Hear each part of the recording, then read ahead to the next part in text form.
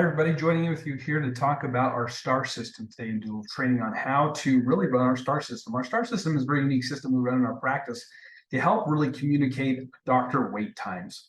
Up on our flow boards, we have, of course, all of our symbols that show what is going on in the clinic. It shows the different areas and chairs of the office and what they're labeled.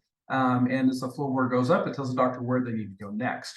However, we also have a unique star that's on our flow board. And what happens is that the DASH member of the pod is in charge of making sure that star goes up once a doctor is started to run behind schedule. Presently, the star is supposed to go up when there are 5 minutes of wait time for a patient to be seen by a doctor. So, for example, let's say you have a patient in the Flash 1 chair, and they've been waiting for at least 5 minutes. The DASH person should notice this. They should be aware of this and be able to identify, so they can put the star up next to that Flash 1 position.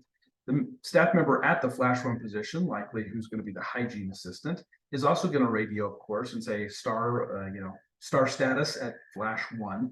However, the DASH person should be aware of that too. So before they do that, one way they can verify and check to really be able to see what is going on and be able to see what the timing is of this is to actually look at the Denticon schedule itself. So here we're going to share my screen to be able to kind of look and see what that might look like, for being able to identify that situation. Here we have a family who's in the O status. All right. They have reached there now in the operatory. They're waiting for the doctor. That's what happens and what the dental system does once the patient is ready. Okay. And then what's going to happen is you come and you hover over this, and then you click on it once. It's going to open up this screen. Okay. And this screen lists a bunch of very valuable information, including how long the patient has been waiting in that O status, how long they have been sitting there. Okay. What you'll recognize is a couple different things. And let's zoom in on this so we can get a little closer look at it. So as you look at this patient's information, it shows all this information, but particularly here in operatory at 9:29. Okay, you see that right there? If you were to look that up on your schedule, look at that, and you compare and come down here and see it as 2:38. That patient has now been waiting officially 9 minutes for the doctor. All right, so that's how you can tell what the status is by going to the in operatory and also looking there at the timestamp on the computer. Okay, and that's how you're going to be able to know and tell what is going on. All right. So as far as things go, then once you reach and find out that, the star goes up on the board. Okay, now a couple things about this star. If the doctor comes out, they're going to notice and see immediately that there's somebody that's waiting for them more than 10 minutes. It might have changed their approach and how they come and talk to that family.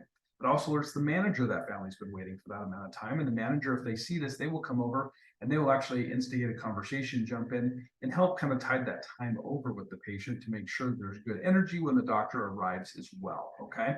And that star status will stay there until the doctor comes. Of course, if other patients start to get in that star status, then the star continues to drop down the patients down the flow board for every patient that's waited more than 5 minutes for the doctor. And if that starts to go on for a little while, what then is going to happen is the doctor, if you have 2 doctors in the practice, are going to notice that the other side of the schedule might be getting behind. And so then that doctor can jump in.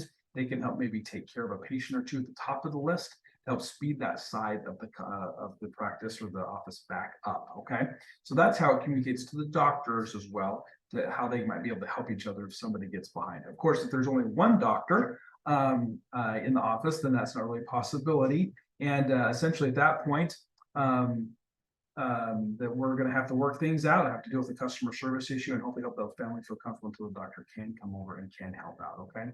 So that's basically how the STAR system works in communicating to all various members of our staff what's going on, what's happening, and how we can hopefully get caught back up if needed. All right.